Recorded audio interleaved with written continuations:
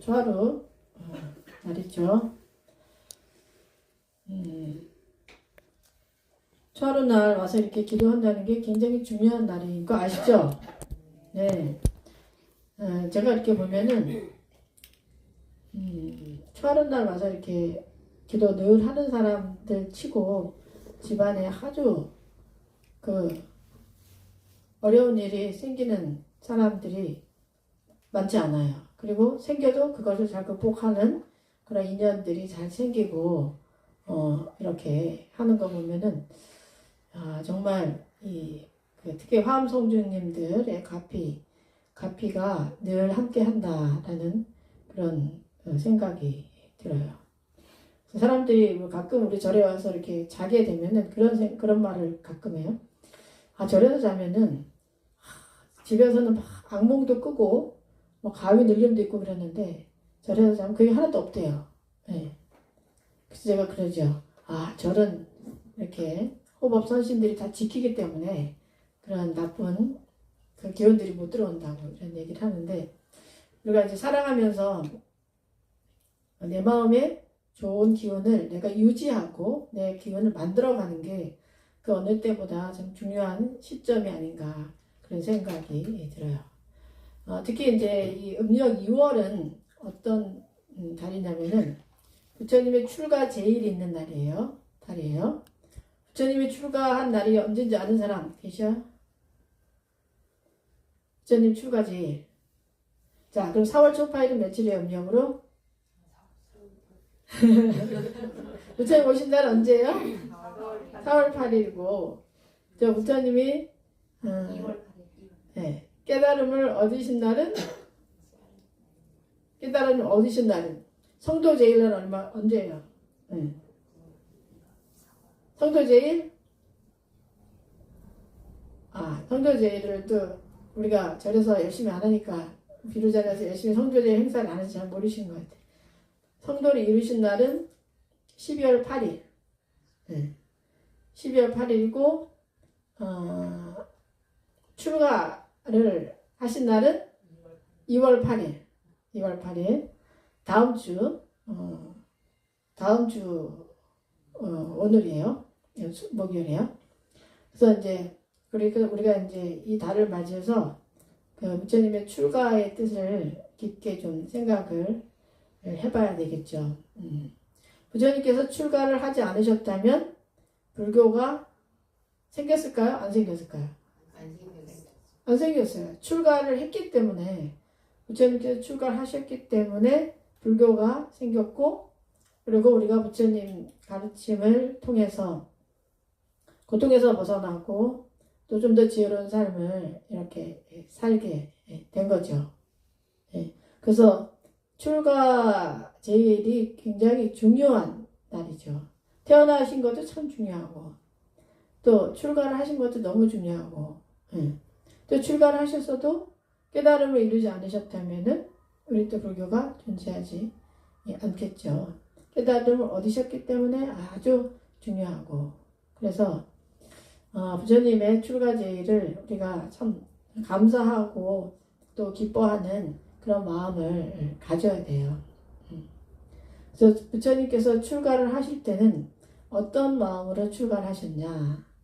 뭐 여러분들이 부처님 생애를 많이 아시겠지만, 사문유관 하시잖아요. 사문유관은 동서남북의 문으로 나가셔서 생로병사의 고통을 보시고, 너무도 다들 중생들이 고통에 살고 있구나. 나도 저런 고통을 받을 수밖에 없겠구나. 어떻게 하면 이 고통에서 벗어날 수 있을까? 그 화두를 갖게 되면서 나중에 그 수행자를 만나죠. 수행자는 어느 쪽 문에서 만났어요? 수행자는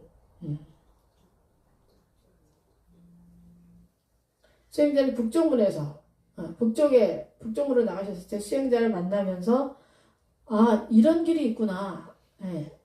이런 영원한 행복을 찾아서 떠나는 길이 있구나 하셔서 이제 출가를 결심을 하는 거죠. 여기서 볼 수 있는 것도, 그래 우리가 살면서 특히 이제 자녀분들이 인생을 어떻게 살아야 될지 모를 경우가 많잖아요. 특히 요즘 친구들은 너는 장래 희망이 뭐야? 뭐가 되고 싶어? 그렇게 하면은 많은 친구들이 뭐라고 대답하는지 아세요? 몰라요. 몰라요라고 대답하는 친구들 참 많아요. 네. 자, 모르는 것은 많은 경험을 하지 않아서 모르는 거예요. 자, 그래서 경험을 많이 한다는 게 참 중요한 거죠. 그래서 특히 자녀분들한테 많은 경험을 하게 하는 거, 경험을 하면서 실수해도 괜찮다. 네. 어떤 일이든 시도를 해봐라. 경험해봐라. 하는 게 참 중요해요. 그러니까 부처님, 석가모니 부처님 되기 전에 시다르타 태자였을 때 고민이 이렇게 사문유관을 하고 내가 내 문 동서남북으로 문을 나가보고 특히 이제 북쪽 가기 전에 동, 남, 서 이렇게 나갔죠. 동문, 남문, 서문으로 나가셨잖아요. 그래서 생로병사, 노병사의 고통을 보시고 막 괴로워하잖아. 어떻게 하면 좋을까? 나도 이렇게 늙는다는데, 나도 이렇게 죽는다는데, 예. 많은 사람들이 이렇게 고통받고 있는데 여기서 벗어날 수 있는 길은 없을까? 고민을 계속 하시다가 북쪽으로 가서 수행자를 만났기 때문에 이런 길이 있구나 라고 알면서 마음이 좀 평화로워지면서 내가 이 길을 가서 영혼의 행복을 찾아야 되겠다 이런 결심을 하시게 됐잖아요. 그래서 똑같죠. 우리가 삶 속에서 여러분들 고민이 있을 때, 큰 고민이 있을 때 그 고민을 해결을 하려고 노력을 해야 되고 이걸 어떻게 해결해야 될까? 예? 어떻게 하면 여기서 벗어날 수 있을까? 어떻게 하면은 내가 이 길을 찾을 수 있을까 하고 자꾸 깊게 사고하고 그리고 자꾸 찾으려고 노력을 해야 돼요. 그러다 보면은 허공계에서 다 알려주는 것 같아요. 제 경험은 내가 이걸 어떻게 해야 되지 하고서 계속 고민을 하다 보면은 불보살님들과 선신들이 그 뜻이 특히 분명하고 공적인 일 같은 경우 정말 순수한 뜻으로 하는 경우는 그런 인연을 자연스럽게 이렇게 주시더라고요. 그래서 좋은 사람을 만나기도 하고 좋은 책을 만나기도 하고 누가 지나간 사람들이 알려주기도 하고 이렇게 그렇게 간절하면은 통하는 것 같아요. 그래서 이제 그런 인연을 만나게 되죠. 그래서 우리가 살면서 정말 인생을 어떻게 살아야 될까 하고 그냥 고민만 할 게 아니라 자꾸 나가서 많은 기회를 만나고 또 지혜를 얻고 하는 적극적인 자세가 굉장히 필요하죠. 그래서 부처님께서 이제 출가를 하시잖아요. 이제 사문 유관을 하고 그 다음에 유성 출가상 성을 뛰어넘어서 다 모두가 잠든 그 밤에 이제 출가를 이렇게 하시게 되잖아요. 그래서 이제 출가를 하실 때 이런 이제 서원을 세우세요. 이 세상에서 고통받는 중생들이 끝없이 많으니 내 부처되어 마지막 한 생명까지 기어이 건지리라 라는 이런 이제 발언을 하고 이제 출가를 하게 되는 거거든요. 근데 이 부처님은 사실 세세생생의 이런 중생을 건지기 위한 보살행을 많이 하셨어요. 보살행. 근데 그 이야기가 나와 있는 게 자타카 스토리예요. 사자일 때도 있고 그 코끼리일 때도 있고 아무튼 원숭이일 때도 있고 이런 어떤 모습을 통해서 또 사람일 때도 있고 하면서 많은 생을 거치면서 보살행의 서원을 세우시고 그리고 결국은 이제 그 서원들이 다 익어서 이 생에 오셔서 깨달음을 얻으시게 되는 거예요. 그러니까 결국은 우리가 또 이 부처님의 생애를 통해서 알 수 있는 게 그냥 되는 건 없다는 거예요. 그냥 되는 거 없어요. 공덕을 지어야 돼. 세세세세 공덕을 지었기 때문에 그런 깨달음의 인연까지 오고 그 공덕의 힘으로 정말 지혜를 성취할 수 있었던 거죠. 그래서 어떻든지 공덕을 지어야 되겠다. 어떤 공덕이든 이런 어떤 삶 기본 자세를 공덕을 지어야 되겠다. 이런 마음을 가지시고 특히 그 공덕은 어떻게 짓느냐. 보현행을 통해서 짓는 거죠. 보살행을 통해서. 보살을 통해서 많은 중생들이 행복하도록 예를 들면 뭐 절에서 와서 청소를 한다거나 이런 것도 굉장한 보살행이고 공양을 한다는 거 많은 사람들이 건강하기를 바라는 마음으로 작은 거라도 공양을 한다거나 이것도 보살행이고 뭐 어려운 그 고아원이나 이런 데 가서 봉사하는 거 아니면 보시를 하는 거 이런 것들이 다 누군가를 이롭게 하는 것들은 다 보살행이 되죠. 그래서 보살행을 실천하셨기 때문에 이 삶에 오셔서 또 내가 중생을 건지리라 중생을 돕겠다라는 서원을 세우셨기 때문에 이사야에 오셨지만 또 중생들의 그런 어려운 모습을 보면서 어떻게 하면 내가 더 건질까 하는 또 이런 또 마음이 또 났고 그래서 결국은 이제 출가를 이렇게 하셨는데 출가에는 그 두 종류의 출가가 있어요. 출가에는 심출가와 신출가가 있어요. 네. 신출가는 무슨 출가예요? 몸이 출가하는 거지. 몸이 우리처럼 스님이 되는 거. 다 삭발 여의하고 삭발 염의하고 머리 깎고 그죠? 옷도 이렇게 승복을 입고 이렇게 하는 것은 몸으로 벌써 출가를 한 거죠. 또 심출가가 있어.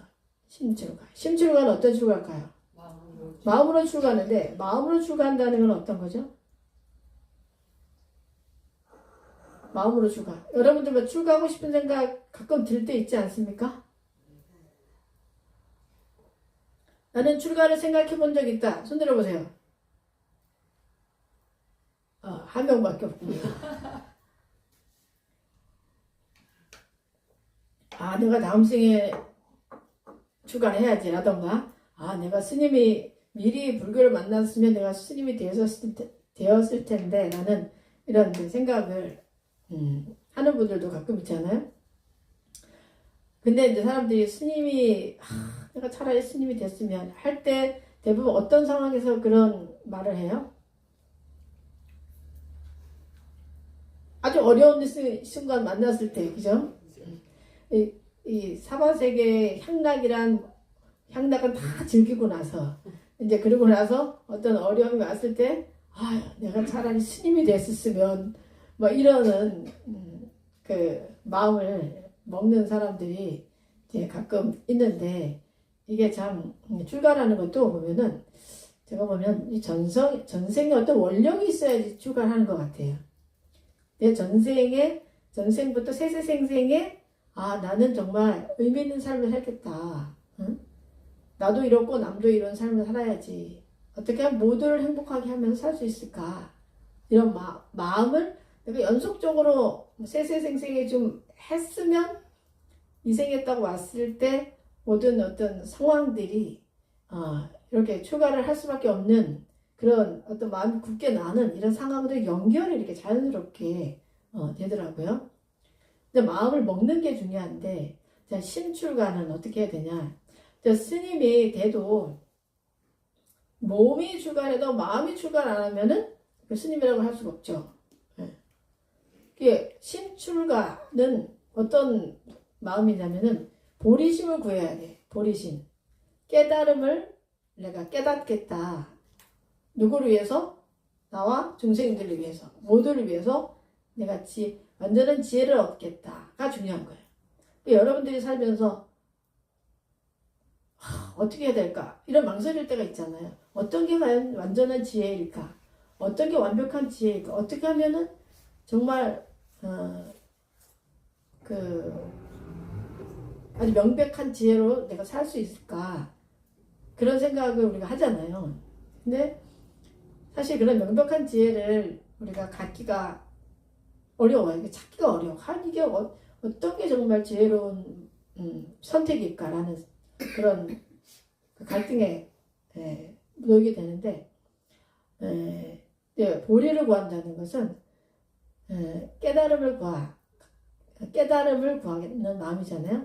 이 깨달음의 마음은 아주 명명백백하게 모든 그 상황이 그대로 보이는 거예요.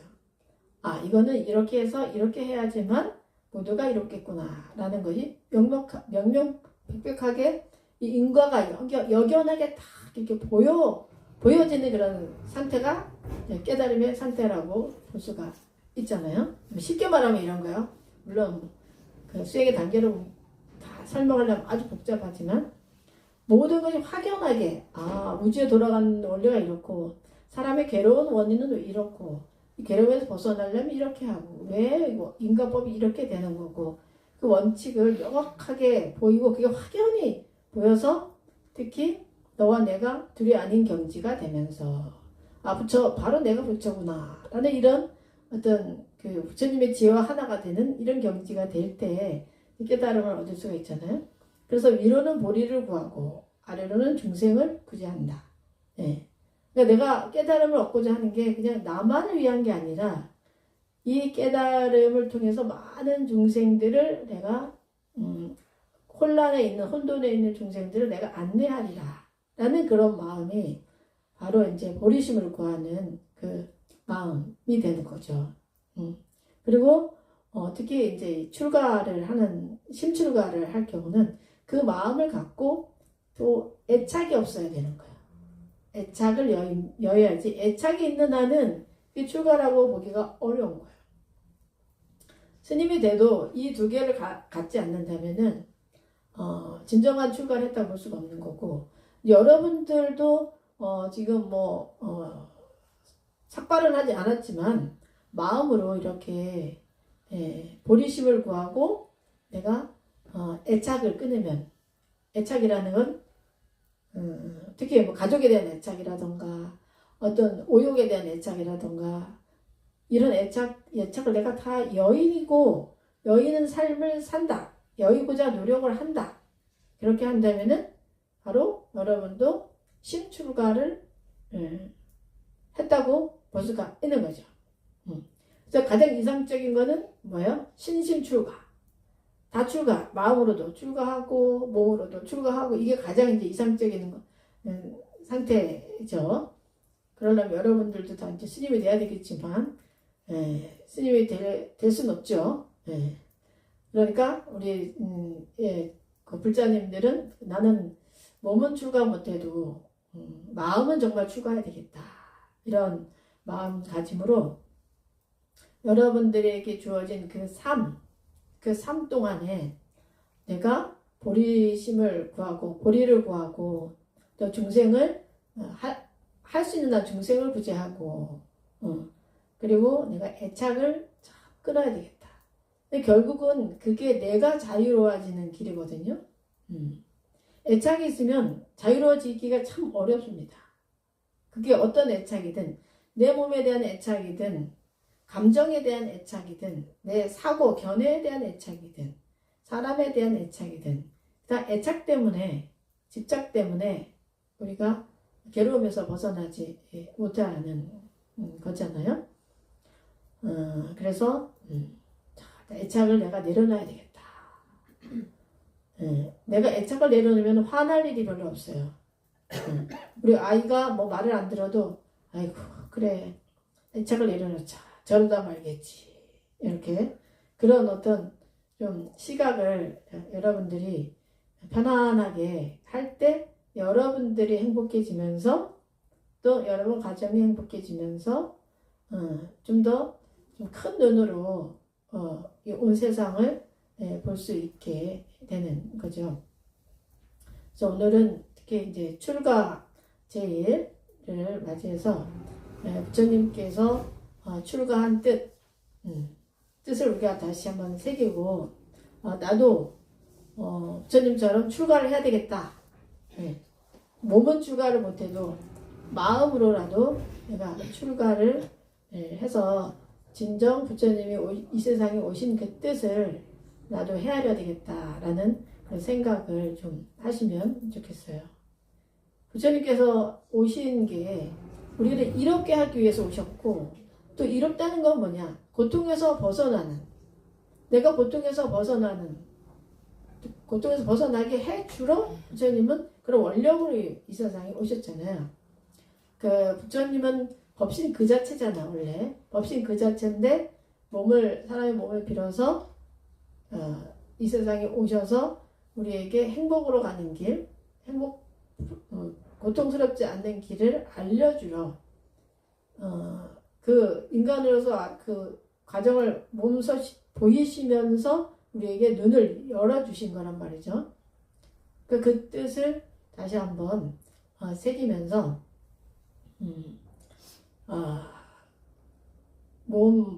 몸이 출가 못하면 마음이라도 출가한 그런 삶을 좀 내가 살아야 되겠다. 나의 인생의 목표를 그렇게 여러분들이 좀 정하시고 하시면은 훨씬 자유롭게 살 수가 있습니다.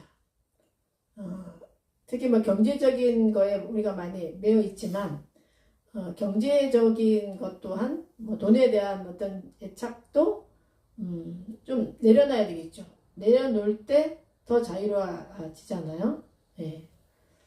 그래서 좀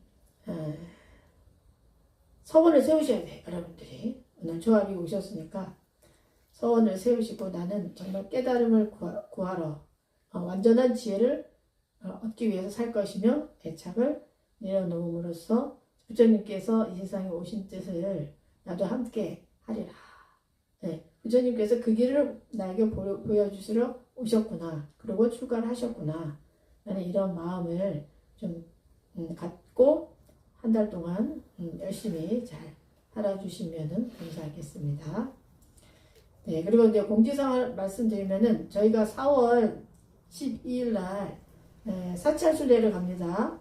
실릭사로 가서 방생법회도 하고 또 거기 근처에 있는 모가 불교박물관에 또 가서 아주 정말 좋은 시간을 보내고 또 내 마음속에 있는 그런 스트레스를 좀 다 날려버리고 나의 원래 청정한 그런 밝고 지혜로운 마음을 찾는 시간을 좀 가질 테니까 많이 참석해 주시기 바랍니다. 자, 오늘 여기서 마치겠습니다. 감사합니다.